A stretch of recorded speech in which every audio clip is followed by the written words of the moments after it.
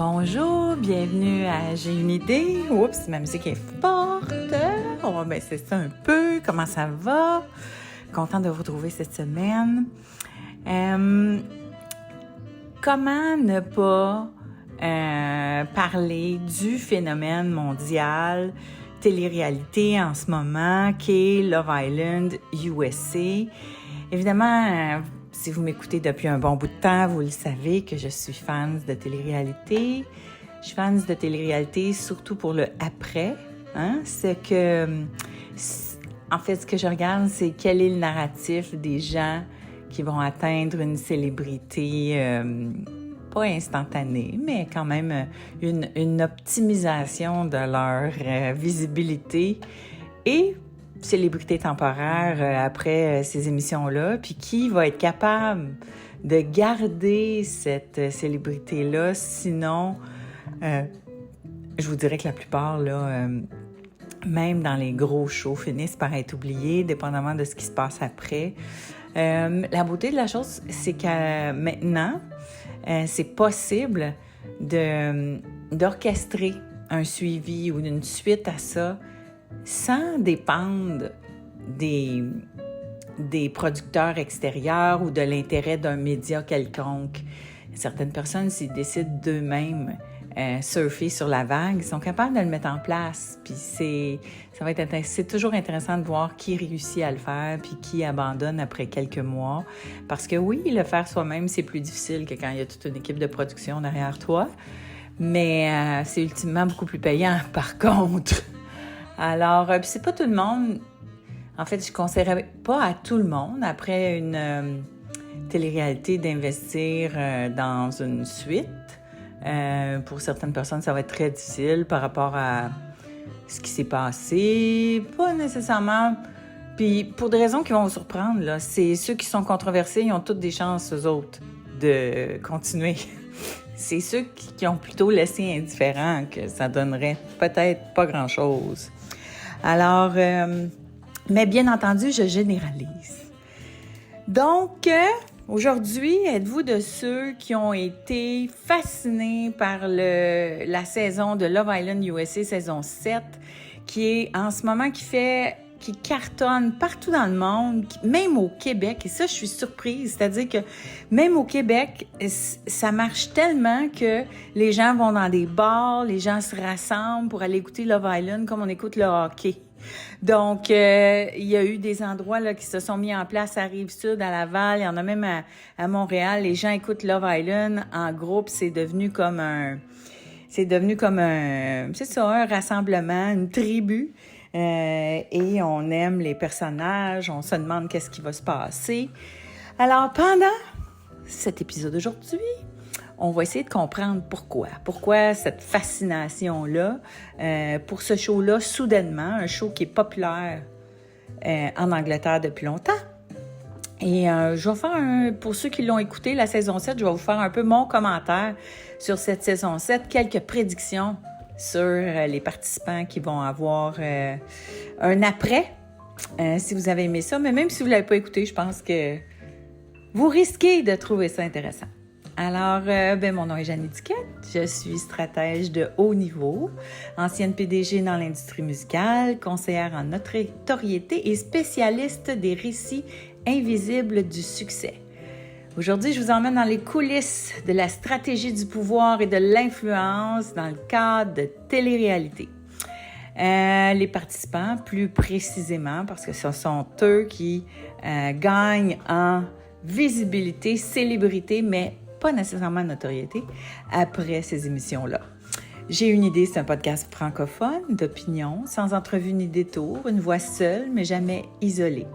On y explore des trajectoires publiques, des modèles d'affaires, des mouvements culturels, des figures connues et leurs angles morts. Taylor Swift, Goop, les séries Netflix, les grandes marques, les femmes en politique, tout y passe, mais toujours à travers un regard expert, stratégique et narratif. Ici, on ne commente pas l'actualité, on la décortique pour mieux comprendre les dynamiques invisibles derrière le succès. C'est un podcast pour vous qui veulent penser plus loin, voir autrement, bâtir avec intention. C'est disponible sur Spotify, Apple, YouTube. Si vous aimez le podcast, je vous demande, s'il vous plaît, de liker, de commenter, de vous abonner et aussi de le partager avec une personne qui peut-être s'intéresse à construire son audience, construire sa notoriété, qui désire des stratégies et que je donne gratuitement ici. Parce qu'évidemment, tout ce que je vous raconte peut être appliqué dans une stratégie plus personnalisée. Alors, si vous aimez ma façon de raconter, vous pouvez aller voir sur mon site web, jeanneetiquette.com, la petite formation La puissance d'une histoire peut vous aider à raconter votre histoire. Si vous aimez ma posture de leadership, vous pouvez m'écrire pour vous informer sur la formation en leadership féminin qui est toujours disponible, que j'offre à la carte là, à certaines personnes. C'est une formation en ligne, mais si ça vous intéresse, je vous invite à m'écrire. Et Love Island, donc, on y va. On décortique ça. Avez-vous écouté Love Island saison 7? Donc, on sort de la saison 6 de Love Island qui a été d'une popularité vraiment remarquable, surtout comparée à l'année d'avant. Les gens se sont demandé pourquoi il y a eu ce soudain jump en popularité. Parce que moi, je la suivais déjà en Angleterre. J'avais écouté les saisons, sauf la 1, là. J'ai écouté la 2, 3, 4, puis honnêtement, tu sais, il y en a que je me souviens plus, là. Fait que, tu sais, c'est juste, pour moi, c'était de l'entertainment, puis aussi voir du après, puis il y en a pas beaucoup, là, qui sont restés populaires, sauf Justine, que j'aime beaucoup, Justine Picelli, que j'aimais beaucoup, puis qui sont, là, elle, toujours dans l'œil des médias. Fait que ça avait fonctionné pour mes deux prefs. Alors, je suis bien contente, mais tout ça pour dire que pourquoi donc l'an dernier, ça a eu tant de succès? Ben, premièrement, Adriana Madix est devenue l'animatrice. Adriana Madix aux États-Unis, c'est une des personnalités de télé-réalité les plus populaires de tous les temps. Elle participait à l'émission Vanderpump Rules. Bon, là, pour faire un petit historique, c'est quoi Vanderpump Rules? Il faut que je vous dise, là. Il y a eu les Real Housewives, qui est une des franchises les plus populaires au monde de télé-réalité. Real Housewives of Beverly Hills, qui a mis en vedette Lisa Vanderpump et son mari, qui sont propriétaires de restaurants trendy à Los Angeles, Vegas et il y a eu un spin-off. Les gens ont tellement aimé Lisa Vanderpump, c'est tellement un personnage qu'ils en ont fait donc une série en parallèle des Real Housewives qui s'appelle Vanderpump Rules. Et là, on filme dans son restaurant. Et là, dans son restaurant, on filme les serveurs, les barmen, les jeunes qui travaillent là et leurs aventures d'amour, de brosse, de carrière, de tout le drame qui s'ensuit.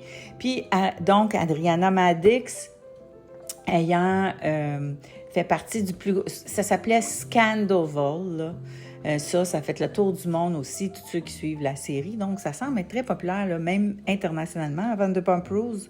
Alors, donc, Adriana s'est fait tromper par son chum devant tout le monde, devant le monde entier. Et là, les gens se sont pris d'affection pour elle. Donc, une personnalité qui a énormément de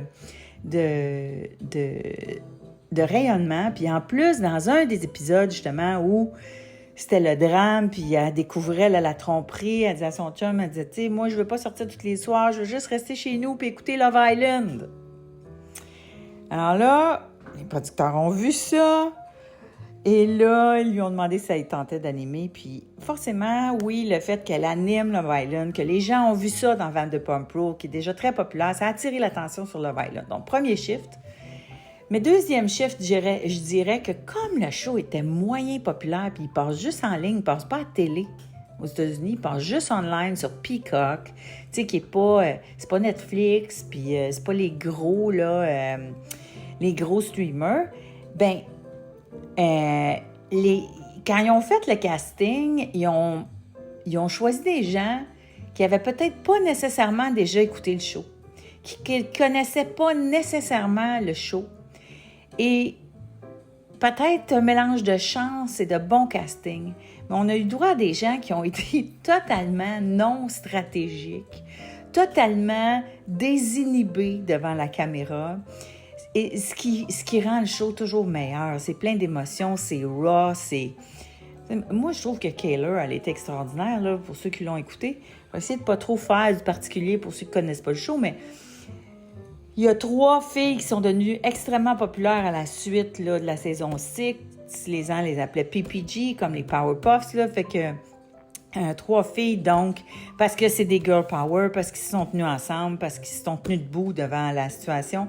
Mais il y avait une autre fille aussi qui était totalement désinhibée, puis qui a les émotions à fleur de peau, puis qui nous a donné les plus beaux moments d'émotion et de drame, là, qui s'appelle Kayla. Fait que tout ça faisait que c'était très entertaining, mais très vrai. Il y a eu un peu de manigance, mais ces manigances-là, encore une fois, ont été vues, perçues par le public. Honnêtement, là, quand il y a des millions de personnes qui te regardent, là, si vous pensez que vous allez à la télé-réalité et que vous allez être capable d'en passer une vite là, au public, là, honnêtement, c'est très rare que ça arrive. Puis là, on l'a vu cette année avec la saison 7. Mais dans la saison 6, donc, il y en a qui ont essayé de faire un peu de stratégie. À un moment donné, il y a un dumping là, qui se fait. Justement, Leah, qui veut Rob, elle aime Rob. Fait que là, elle a dompé Andrea, qui était la nouvelle flamme de Rob, et ça avait créé, là... Puis Rob, c'est probablement un des personnages les plus charismatiques qui est venu dans une télé-réalité depuis longtemps. Puis il a incarné, là, le beau gars qui peut faire un peu ce qu'il veut, là, parce que les filles lui pardonnent tout, parce qu'il est trop beau, puis qu'il est vulnérable en même temps, puis qu'il est en touch avec ses émotions. Donc souvent, c'est ceux qui sont bons pour gaslighter, pour manipuler. Je ne l'ai pas nécessairement vu comme le public. Là, je pense que c'est quelqu'un qui est très... qui est beaucoup plus spirituellement conscient que ce que les gens lui accordent. Là. Tu sais, c'est très premier degré, là, quand même, la télé-réalité. Mais tout ça pour dire que lui, là, tu sais, t'avais ce tombeur-là, puis là, Léa décide de se débarrasser de la fille qui est avec. Alors ça, c'était vu comme stratégique. Ça a fait une grosse tension. Puis dans la villa, ça a créé des scènes mémorables, des quotes mémorables de Léa qui n'a pas la lampe dans sa poche et qui a... Et à part ça, là, qu'elle n'a pas avoué qu'elle voulait vraiment Rob, là.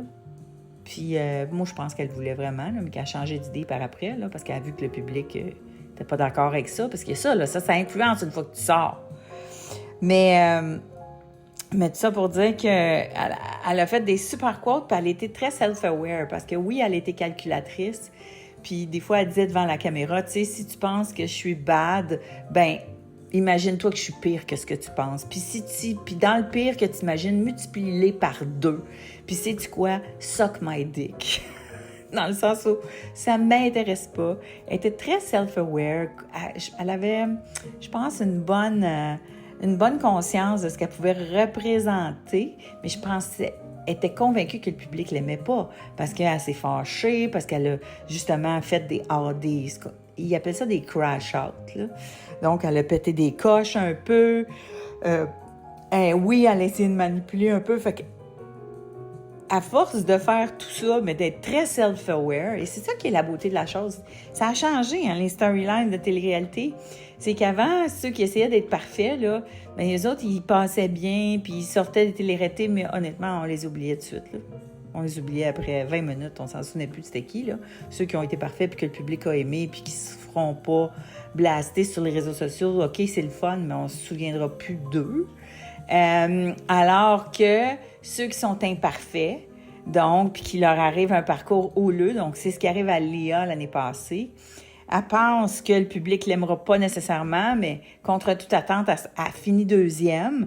Puis en plus, en sortant, c'est celle qui, de loin, a le plus de followers sur les réseaux sociaux, mais c'est incroyable, là. Donc, elle sort de là avec 1 million de followers, je pense, sur Instagram. Rapidement, 2 millions. Même chose même chose sur TikTok, alors que c'était pas nécessairement, tu sais, le show numéro 1 au niveau de cette année.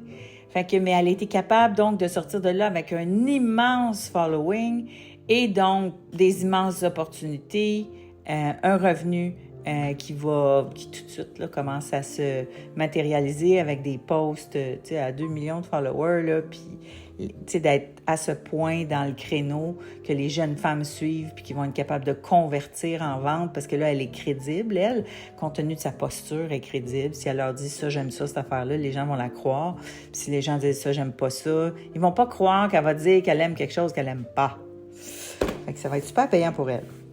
Alors, les 3 PPG, donc, ils sortent de là. Il y a la Serena aussi, puis, Janae, les 3 filles. Et ce qui était merveilleux aussi, c'est que c'est 3 filles de la diversité qui sont les numéros 1, les préférées du public. Alors, puis de l'autre côté, bon, t'as les 2 autres. Fait que je vous parle beaucoup de l'an dernier, mais c'est parce que l'an dernier, c'est ça. Explosion d'émotions. Les gars, honnêtement. Parce que là, en Angleterre, les gars commencent à le savoir, c'est que le concept, là, c'est qu'ils s'en vont tous dans Love Island, ils rencontrent du monde, il y a du nouveau monde qui rentre, puis là, ils se matchent, puis là, finalement, ils développent, des connexions, puis là, ils commencent à être un couple, ça commence à bien aller. Mais à un moment donné, les gars et les filles sont séparés. Et là, ils envoient les gars dans une différente maison, puis là, ils leur présentent des nouvelles filles. Et là, la testostérone embarque. Puis là, la plupart des gars, c'est à cet âge-là, là, c'est pas tout à fait leur tête qui décide, hein. Fait que souvent, il y en a, c'est justement, ils partaient avec les autres filles, puis tout ça. Fait que là, ça revient, puis ça crée de la tension, puis des discussions, puis là, les filles pètent des coches, parce que c'est très rare. Les filles sont mises dans la même situation, là, ils leur ramènent des gars, puis c'est très rare, les filles qui vont... Par nature, c'est nous autres l'oxytocine. C'est nous autres qui sécrètent la drogue de l'attachement dans notre cerveau. On est l'attachement. C'est ça notre rôle, dans le couple. C'est nous qui tient le couple. Fait que c'est rare que les filles vont elles-mêmes décider donc d'essayer un autre gars, Alors que les gars faisaient la gaffe de tout le faire, mais là, ils revenaient dans la maison, puis là, il y avait du drame au bout. Mais je vous dirais que ce qui a calmé les gars en Angleterre, c'est surtout que quand ils sortent de l'émission, le public n'aime pas ça. Le public n'a pas aimé ça. Et donc, ils sortent, puis ils sont les vilains, puis ils ont de la misère avec les vilains, puis ils ont de la misère à monétiser d'être les vilains, alors qu'on en parlera après, mais... Fait que les gars, ils le font plus, fait que ça rendait un peu cette portion-là du show moins bonne, parce que les gars sont trop calculés, puis ils se retiennent, parce qu'ils savent, là, fait que... Alors que l'année passée, saison 6, les gars, ils ont, pour la plupart, jamais écouté le show. Fait que, puis, oui, il y en a un, par contre, qui l'avait écouté, puis que là, il encourageait les autres à se planter.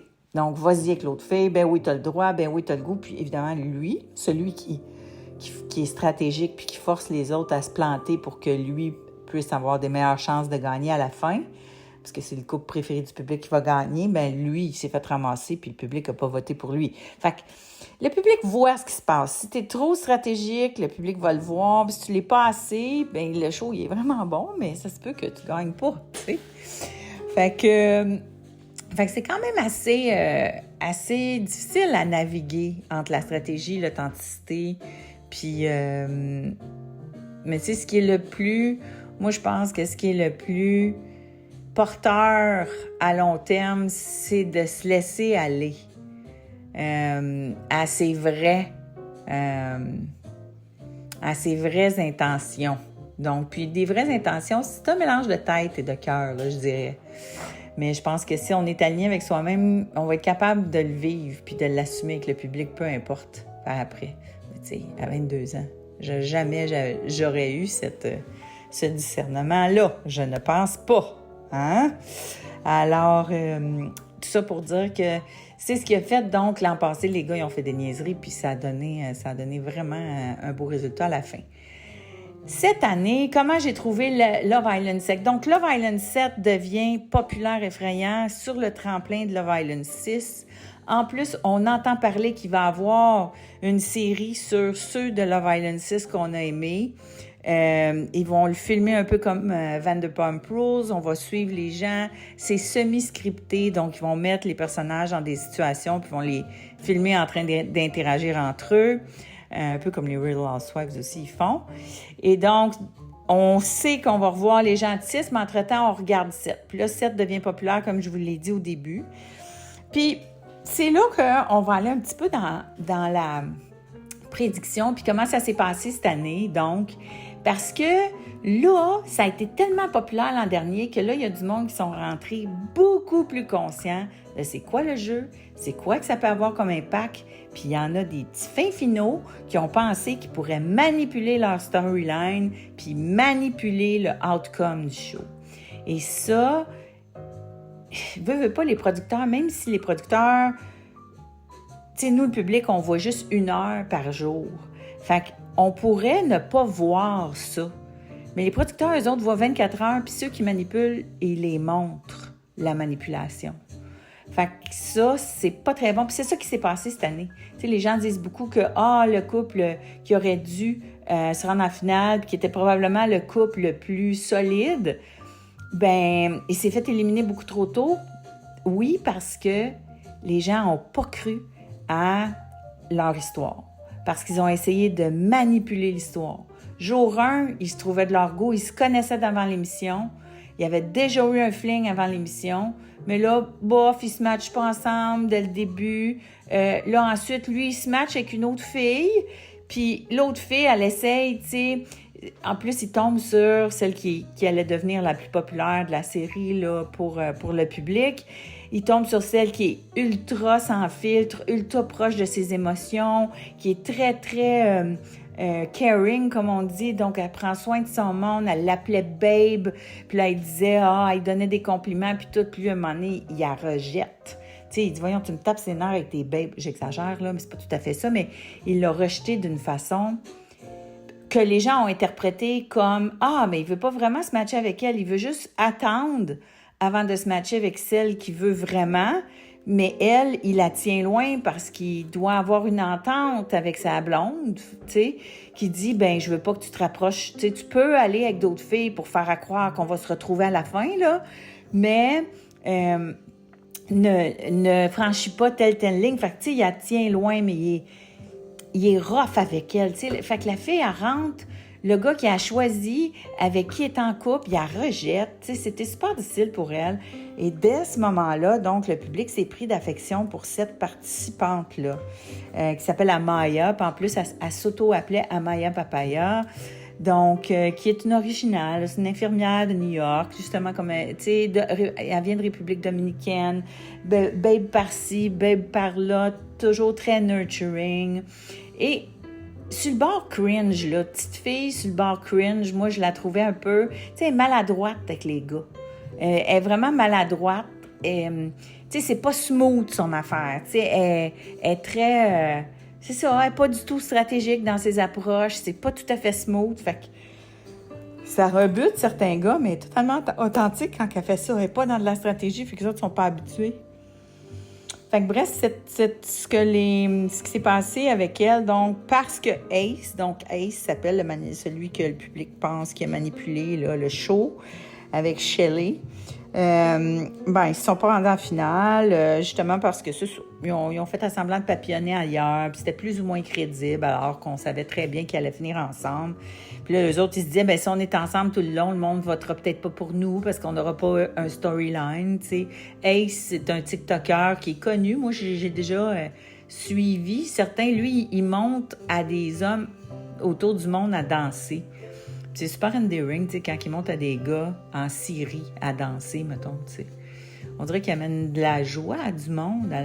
C'était beau, tu sais, c'est beau ce qu'il fait sur TikTok. Mais c'était très calculé, donc, ce qu'il a fait dans Love Island. Puis c'est pas une bonne idée, tu sais. Il aurait dû rester vrai, puis tout de suite se mettre avec sa Shelley, puis garde. Tu gagnes, t'as plus de chances de gagner si tu restes dans quelque chose qui n'est pas manipulé. Alors, le public l'a senti, ça. Ensuite, qu'est-ce qu'il y a... Écoute, les autres scandales qu'il y a eu cette année, parce que là, il y a eu plein de... Il y a le show, puis il y a le show dans le show. Hein? Je dis souvent ça. Il y a le film dans le film. C'est-à-dire que là, il y a 2 participantes qui se sont faites sortir de l'émission pendant l'émission. Il y en a une, c'était au début, donc... parce que je vous ai déjà parlé des enquêteurs TikTok, hein? Les enquêteurs TikTok, là, sont solides, là. Fait que les enquêteurs TikTok, eux autres, quand ça commence, l'émission, ben, ils vont enquêter sur tous les participants, puis il y en a qui ont trouvé qu'il y en a une, des participantes qui avaient participé à un podcast puis qui utilisaient le mot en N. Alors, ça n'a pas passé. Dès le deuxième épisode, puis tu sais, Love Island, ils font pas de gros storyline avec ça. Dès le deuxième épisode, le narrateur, il dit Yulisa est plus là. C'est tout. C'est tout ce qu'il a dit. Yulisa est plus là. Sauf que là, il est arrivé la même chose, mais presque à la fin de la série, avec une des participantes que le public s'est attaché à elle, mais il était en train de se revirer contre elle parce qu'elles ont été vues comme un peu des Mean Girls à l'endroit du main character du show cette année, puis je vais vous en parler après. Mais parce qu'il y a toujours un main character. Il y a une fille qui ressort, là, c'est le main character, là.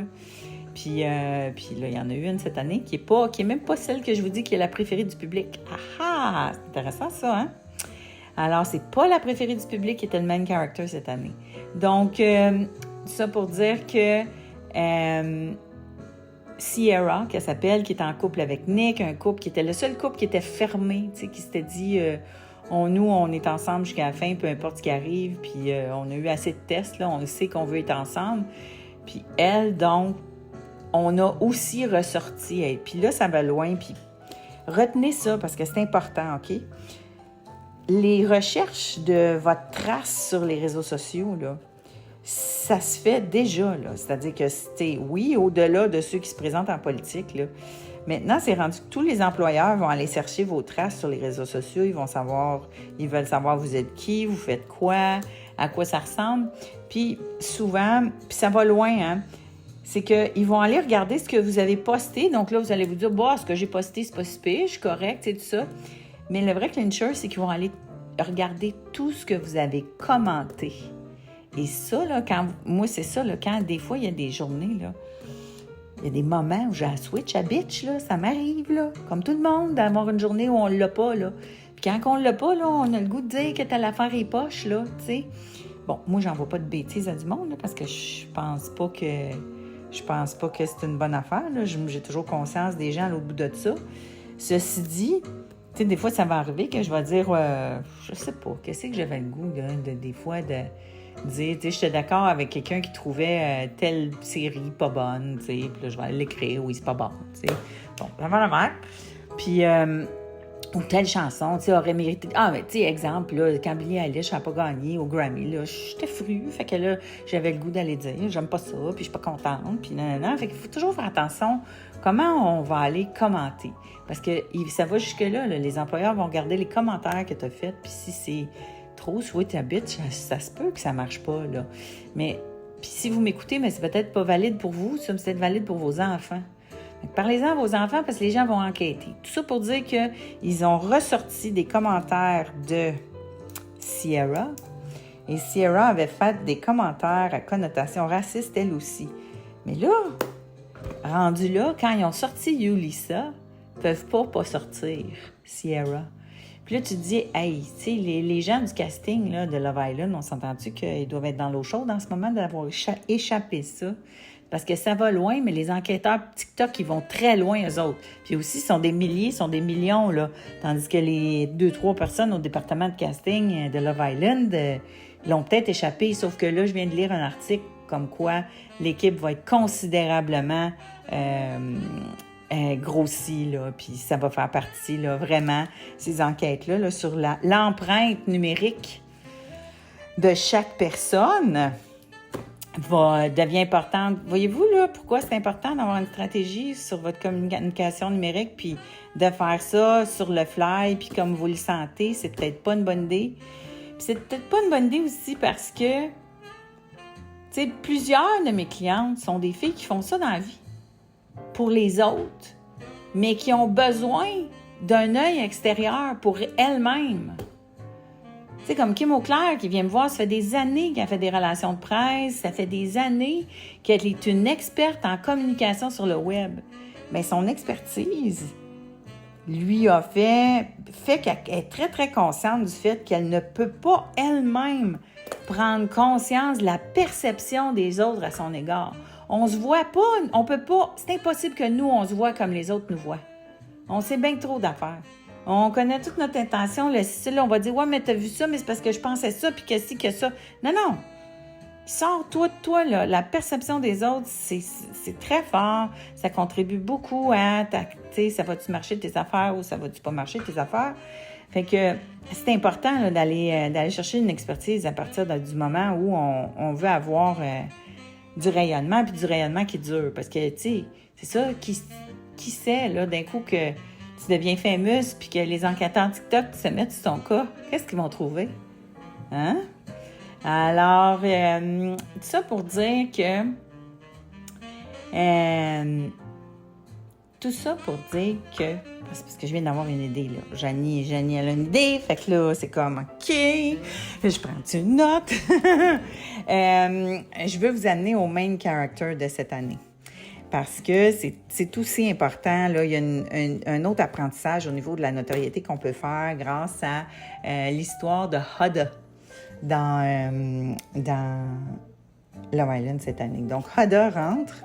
Huda a quelque chose de particulier, c'est la première participante qui a un enfant. Donc, c'est une mère en plus. C'est pas un gars qui a un enfant, c'est une femme qui a un enfant. Déjà ça, c'est controversé. Déjà ça, il va y avoir des gens qui vont la juger. Donc, c'était la première aux États-Unis. Bon, ici, on l'a vu au Québec avec Kat, que les gens ont aimé parce qu'elle était très assumée. Maintenant, est-ce qu'il arrive la même chose à Huda? Donc, Huda rentre et donc controverse un peu du fait qu'elle est maman. Mais Huda rentre, puis aussitôt, là, c'est même pas 2 minutes qu'elle est rentrée, il y a un gars qui rentre, qui a spot, puis il a love bomb, qu'on appelle, OK? Il a love bomb, puis là, écoute, il lui fait toute une cour extraordinaire. Et là, c'est là que moi, je l'analyse, je vous le dis, là, j'analyse cette situation-là parce qu'elle est importante. Je l'analyse parce que moi, je suis du clan de Huda. Mais il y a des gens qui l'analysent de l'autre côté. Vous iriez voir Nick Viall, mettons, là, tu sais, qui est un ancien participant du Bachelor puis qui est un boys. Lui, il l'analyse d'une autre façon.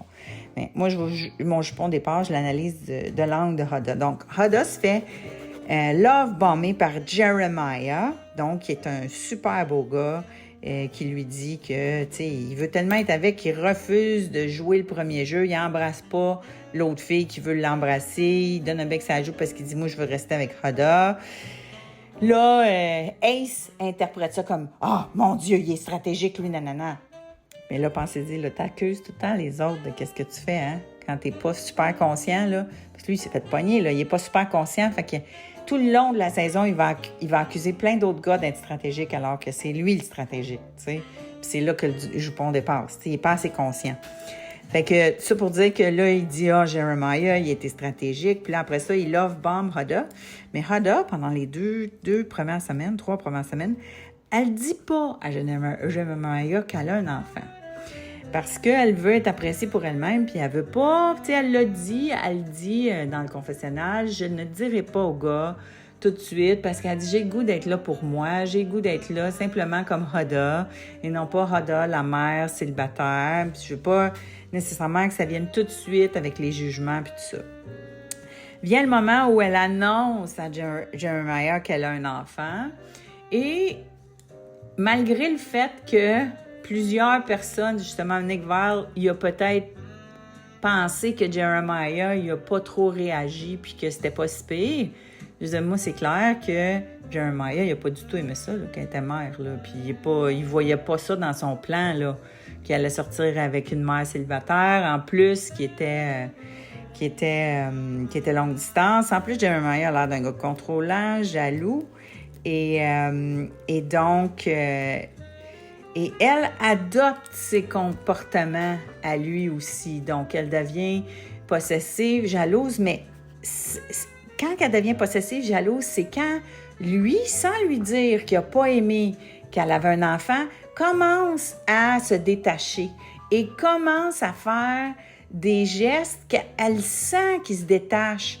Et elle, donc, elle essaie de réparer, elle essaie de dire « Hey, pourquoi t'arrêtes? Hey, pourquoi? » Depuis le début, il dit que c'est la plus haute du monde d'entier, mais là, il se détache, puis là, oups, il y a d'autres filles qui arrivent, puis là, elle leur dit, tu sais, des bombshells qui appellent, puis là, ben, les autres sont supposés d'embrasser les nouveaux gars, puis là, elle a dit « T'as pas le droit de l'embrasser », tu sais, elle est pas mal intense, là. Et là, les autres gars disent à Jeremiah, mais là, ça n'a pas de bon sens. Là, Ace rentre dans sa tête. Ça n'a pas de bon sens. Que c'est ça, tu as fait du love bombing avec elle. Tu devrais explorer d'autres relations. Puis là, plus les gars disent à Jeremiah, faut que tu explores d'autres relations. Faut que tu lâches ça. C'est toxique. Faut que ci, que ça. Donc là, Jeremiah, influencé par ça, mais aussi moi, je pense que c'est parce que, ultimement, il ne voulait pas d'une maman avec un enfant. Il commence à prendre son recul face à Hoda, puis elle. Il y a tellement un gros clash entre le gars qui le love bombé au début, là, puis en plus, ils ont déjà eu des relations sexuelles, ils ont déjà été intimes ensemble, on le sait. Là, il commence à se détacher et là, elle crash complètement, elle l'envoie promener. Là, on appelle ça le Hoda's crash out. Vous irez voir ça sur le... Mais tu sais, elle a vraiment pété sa coche. Là. Puis là, il dit, ça n'a pas de bon sens. Puis elle traite de tout et non. Elle est vraiment fâchée. Puis oui, c'est toxique, là. C'est pas quelqu'un qui est capable de gérer ses émotions qui fait ça, là, mais tu sais, c'est une jeune femme qui a été love-bombée, puis qui est vulnérable, puis qui a pété sa coche, puis et beaucoup plus vulnérable qu'une Léa l'année passée, qui pète sa coche, puis qui manifestement a beaucoup, beaucoup d'heures de thérapie derrière la cravate. Il faut dire que Léa vient d'une famille très riche, donc pas sûr que c'est la même chose pour Hoda. Fait qu'il n'y a peut-être pas le système là, de support autour d'elle qu'une Léa a. Mais donc, Hoda crash out. Et là, bon, Jeremiah décide, là, les autres gars, ils disent « ça n'a plus de bon sens, ça n'a plus de bon sens, ça n'a plus de bon sens, faut que tu lâches, faut que tu lâches, faut que tu lâches. » Puis là, le public dit « Ah, ben ça fait l'affaire de Ace que Jeremiah soit plus avec Hoda.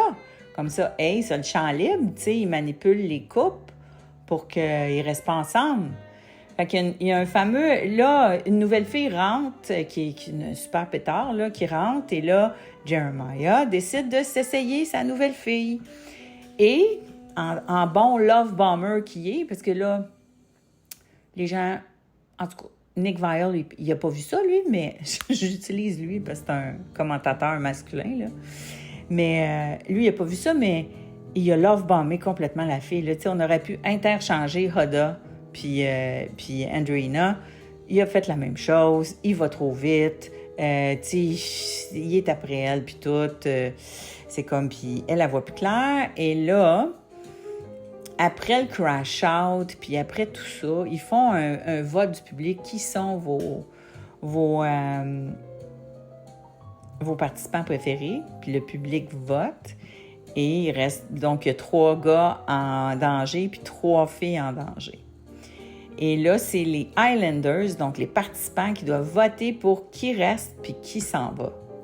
Et c'est là que ceux qui ont perdu, là, ils ont perdu là. Parce que Ace puis Shelley, ils ont joué comme si c'était Survivor.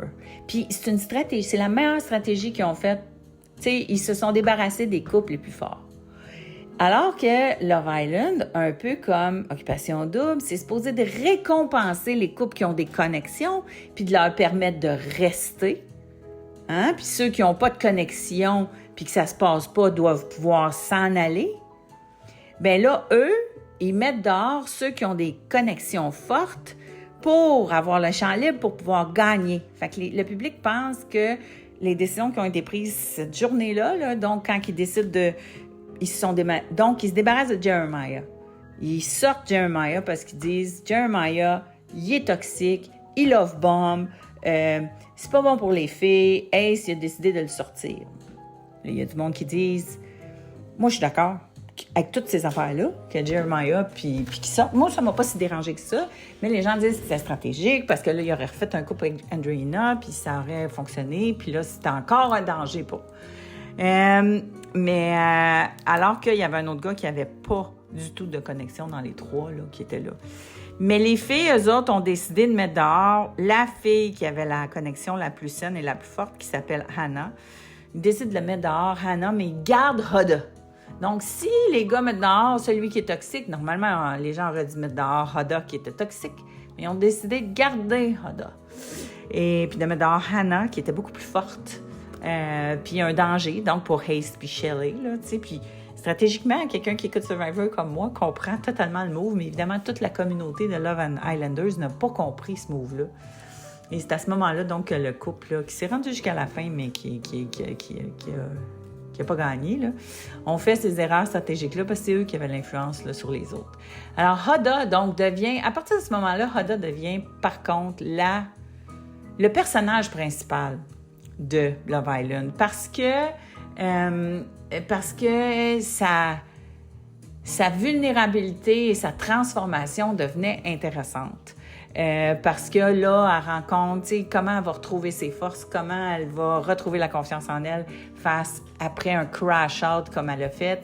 Elle a envie de devenir une meilleure personne. On le voit qu'elle écoute les autres filles qui lui donnent des conseils. Elle s'ouvre à rencontrer d'autres personnes.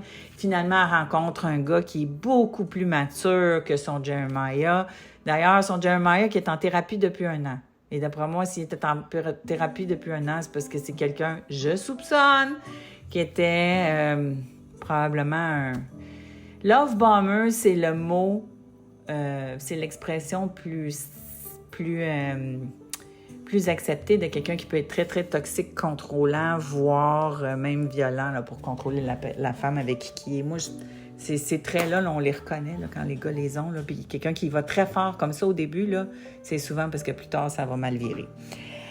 Alors, donc, les femmes sont de cet avis-là, mais Nick Viall, lui, non, c'est pauvre Jeremiah, il s'est fait mettre dehors par Ace, le contrôlant, alors que Huda est restée, puis c'était toute la faute à Huda, puis c'était elle la toxique dans les deux. Non, c'est elle qui réagissait à...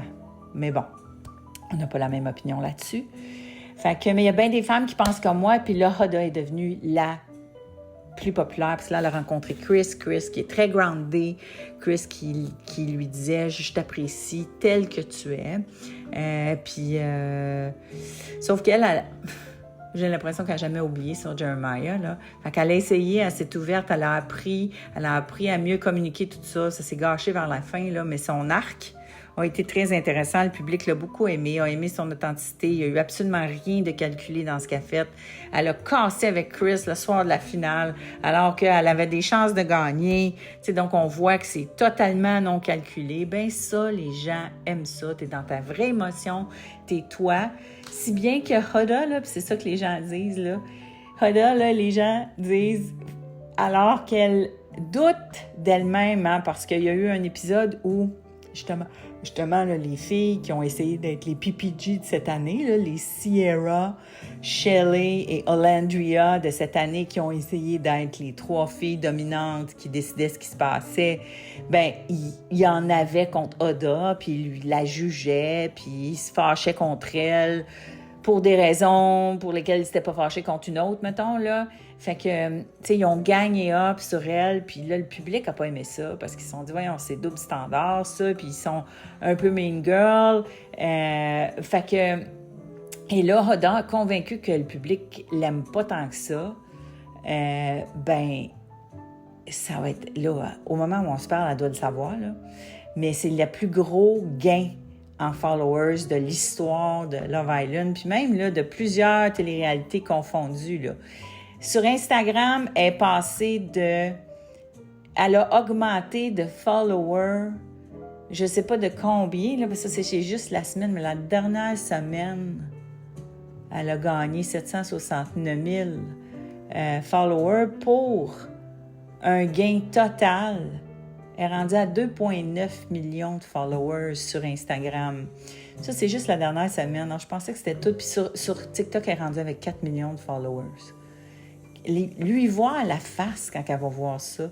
Puis pourquoi c'est le main character tant que ça? Puis pourquoi c'est pas Amaya que les gens ont unanimement adoré? Ben c'est ça. La réponse est dans mon commentaire. Ils l'ont unanimement adoré, alors que celles qui vont avoir le plus de traction, c'est celles qui vont polariser. C'est celles que les gens, oui, il y a des gens qui vont l'aimer, mais il y a des gens qui ne l'aimeront pas. Mais savez-vous quoi? Sur les réseaux sociaux, les gens qui ne t'aiment pas vont aussi te suivre. pour exercer le sport de pas t'aimer. Alors, ceux qui deviennent les plus populaires sur les réseaux sociaux, c'est des gens qui polarisent. Là, le danger avec ça, c'est est-ce que ces gens-là qui polarisent, donc Hoda, qui est rendue là, la championne totale des réseaux sociaux de Love Island, est-ce qu'elle va être capable de soutenir cette polarisation-là? Donc, il va y avoir autant de gens qui vont l'aimer que de gens qui ne l'aimeront pas. Et pour soutenir ça, il faut qu'elle soit entourée, là. Tu sais, elle est jeune, on l'a vu, elle a fait des crash-out. Puis souvent, mais ils vont se laisser complètement démolir par ce qui se passe après, là. C'est difficile, là. C'est difficile de soutenir ça. Surtout quand on est fragile d'abord. Fait que, tu sais, j'espère qu'il va y avoir du soutien, j'espère qu'il va y avoir... Tu sais, à la fois, c'est pas juste de la thérapie, là. C'est du coaching, puis c'est pas juste non plus du coaching en médias, là. C'est du coaching en leadership, en posture, pour être capable, justement, de soutenir la vague. Puis c'est ça qui va décider si Hoda est encore populaire, parce que je vous dirais que Léa, l'an dernier, est encore populaire. Mais...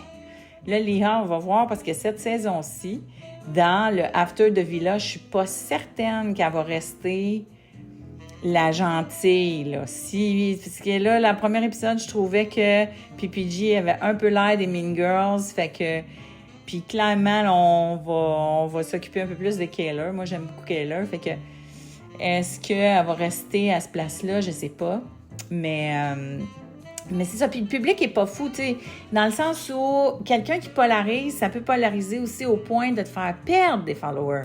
Parce qu'il faut qu'il y ait autant de monde qui t'aime pas. Parce que quand, là, c'est supplanté par ceux qui t'aiment pas, là, tu vas perdre des followers, ce qui était le cas pour Sierra. Sierra a perdu beaucoup de followers parce que... après son racial slur, mais elle avait déjà commencé à perdre beaucoup de monde avec les épisodes Mean Girl. Là, on la voyait, tu sais, juger Hoda, on la voyait être... tu sais, les gars ont gagné up contre Amaya aussi. Ça n'a pas été vraiment bon. Je ne vous parle pas du couple de gagnants. Si vous l'avez écouté, là, vous connaissez leur histoire, qui a été un petit peu manipulée là, par d'après moi, par la production. Là. Ils en ont mis un peu plus, mais c'est parce que ça leur prenait des gagnants puis des couples en finale. Alors, quand ils ont perdu Sierra, là, j'ai l'impression qu'ils ont mis beaucoup de gaz sur l'histoire de Maya. Mais c'est ce qu'il a fait. Puis là, l'histoire intéressante, le après. Donc, après, qu'est-ce qui va être intéressant à regarder? C'est est-ce que Hoda, le main character, va rester on top et va être capable de surfer la vague. Hoda, elle chante, puis elle chante très bien. Et moi, si j'étais celle qui travaille avec elle, ben après y avoir parlé, puis voir où est-ce qu'elle est, puis où est-ce qu'elle se situe, là, je la ferais chanter dans ses réseaux sociaux dès maintenant. Dès maintenant, des tunes, je la ferais chanter. Je sortirais des tunes au PC. Je mettrais ça sur Spotify. Je ferais monter les monthly listeners. Puis de la faire canaliser son énergie vers la création, va faire supporter la vague. Je la ferais pas embarquer dans la vague de Love Island. Je l'amènerais dans son autre vague qui est de chanter, puis de se concentrer là-dessus. Ça va être à la fois thérapeutique, puis à la fois lucratif à long terme. Tu bâtis un catalogue, puis tu te concentres là-dessus. Fait que c'est ce que je lui conseillerais de faire à Hoda. Mais au niveau narratif, qu'est-ce qui est intéressant, c'est qu'il y a 2 participants. Donc, Nick est en couple avec Sierra. Sierra disparaît la dernière semaine d'enregistrement. On dit Sierra n'est plus dans le show. My God, qu'est-ce qui va se passer? Alors, eux qui devaient clairement être en finale. Ce qu'on avait remarqué aux États-Unis, les gens, surtout, il y avait un mouvement pour que Nick se matche avec Olandria, parce qu'au début de l'émission, il y avait clairement une chimie entre les deux, mais lui a été vite pris dans un triangle. Elle, on l'a mis avec un autre participant, puis ils n'ont jamais exploré leur connexion, alors que clairement, il y avait une attirance entre les deux. Sauf que là, le public s'est mis à espérer que ces deux-là soient ensemble. Puis là, à quelques occasions, par hasard, ou, tu sais, est-ce qu'il y a fate, ça existe, mais par hasard, donc, ils se sont ramassés à un moment donné, les deux, quand il y a eu Casa Amour, les deux se sont fait domper. Donc là, ils les ont remis ensemble. Ils leur ont donné la possibilité de rentrer. Fait que là, ils ont pu explorer un peu, mais les deux étaient en couple avec d'autres. Alors, ils n'ont pas exploré. Et là, à la fin, ils ont remis ensemble, mais Nick était engagé là, avec Sierra. Fait que si au départ, il était « OK, je vais finir l'émission », j'ai l'impression qu'il ne peut pas partir. Là. Si l'autre est parti, peut-être qu'il a dit « Ah, je veux partir », mais contractuellement, peut-être qu'il ne peut pas partir. Fait que ils ont dit où il y a trop de pénalités s'il part. Là. Fait qu'ils ont dit ben là, il faut que tu restes. Fait que là, on va te mettre à Columbia, puis explorer. Mais là, depuis le début, le public veut ça. Là. Et là, clairement, ce que la production a voulu faire entendre à Nick et Hollandria, c'est un peu ce qui est arrivé là, l'an dernier avec... moi, je ne suis pas certaine si on avait laissé les choses aller, si Leah et Rob n'auraient pas retourné ensemble. Rob, parce qu'il était plutôt calculateur, puis qu'il a vu que Leah était rendue la plus populaire, puis que... Oui, tu sais, là, soudainement, elle était la plus populaire, elle était intéressante, là, parce qu'il avait l'air stratégique dans sa participation à Love Island. Mais aussi, elle, Leah, tu sais... Moi, peut-être. Elle dit, je fais des choix niaiseux des fois, plutôt que rester avec son beau Miguel, mais finalement, le public aimait tellement Leah et Miguel qu'elle a oublié ça, là, puis elle a été vue en sortant de l'émission une fois avec Rob chez elle. Elle a reçu tellement de backlash de toutes les 2 millions de personnes qui la suivaient que, tu sais, c'est pas juste tes parents qui disent « Rob, c'est pas une bonne idée », là, c'est les 2 millions de personnes qui te suivent puis qui vont faire que tu vas gagner de l'argent les prochaines années. Je vais te dire que ça leur fait prendre des décisions, hein, ça. Alors, là, c'est ce qui se passe avec Nick et Hollandria. C'est-à-dire que si Nick n'avait pas l'air convaincu, parce qu'il avait quand même l'air attaché à sa Sierra, c'est que là, quand les parents sont venus, ils ont tellement dit « On vous aime ensemble, le public vous aime ensemble, tout le monde vous veut ensemble, vous n'avez jamais exploré, vous devriez, etc. » Puis là, ils se sont poussés à être ensemble. Et là, en plus, quand ils ont fait leur dernière date, et c'est les seuls participants à qui ils ont fait ça, ils leur ont fait lire des messages du public qui routaient pour eux autres. Ils voulaient qu'ils soient ensemble.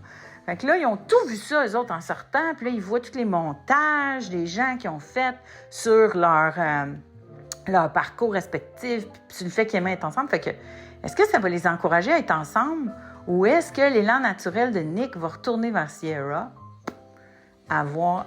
Puis, tu sais, des fois, s'il y retourne, il ne le fera peut-être pas en public. Bref, ça s'annonce messy, comme les gens disent. Fait que ça va être à voir sur qu'est-ce qui se passe. Fait que c'était un long épisode parce que c'était toute une saison de Love Island, mais aussi parce que j'ai voulu vraiment vous faire une analyse de ce qui se passe un peu en arrière aussi, puis pourquoi, donc, ces shows-là sont si populaires, pourquoi c'est si entertaining. Je vous ai dit des choses qui, si vous l'écoutez, ça va peut-être pas gâcher votre expérience, là. De toute façon, si vous n'avez jamais écouté Love Island, commencez par la saison 2. Il y en a plein à écouter. C'est super le fun. Vous allez avoir le temps d'oublier ce que je vous ai raconté aujourd'hui, le temps que vous allez être rendu à la saison 7. Alors, The Weeknd s'en vient en ville la semaine prochaine. Un Canadien qui remplit des stades partout dans le monde. C'est fascinant. Comment on devient un artiste de stade aujourd'hui alors que c'est quasi impossible de construire une carrière musicale? C'est... Tu sais, de ce niveau-là, de cette envergure-là, c'est phénoménal. C'est un gars qui a des racines à Montréal. Moi, je vais être au concert la semaine prochaine. Donc, j'ai le goût d'explorer cette fantastique ascension-là. Comment on fait pour se rendre jusqu'au Super Bowl aussi. Donc, on explore The Weeknd la semaine prochaine. N'oubliez pas, si vous avez aimé cet épisode-là, si vous avez des amis qui aiment Love Island, vous avez envie ou qui aiment la télé-réalité, si vous connaissez des participants de télé-réalité qui pourraient bénéficier des conseils que j'ai dit dans cette émission, n'hésitez pas à leur partager. Venez commenter aussi. Je sais qu'il y a des ex-participants qui m'écoutent puis qui sont peut-être pas d'accord avec tout. Ça me fait toujours plaisir aussi de prendre vos commentaires. Qui sait, vos commentaires serviront peut-être à la base d'un prochain épisode de J'ai une idée. Je vous embrasse. On se revoit la semaine prochaine.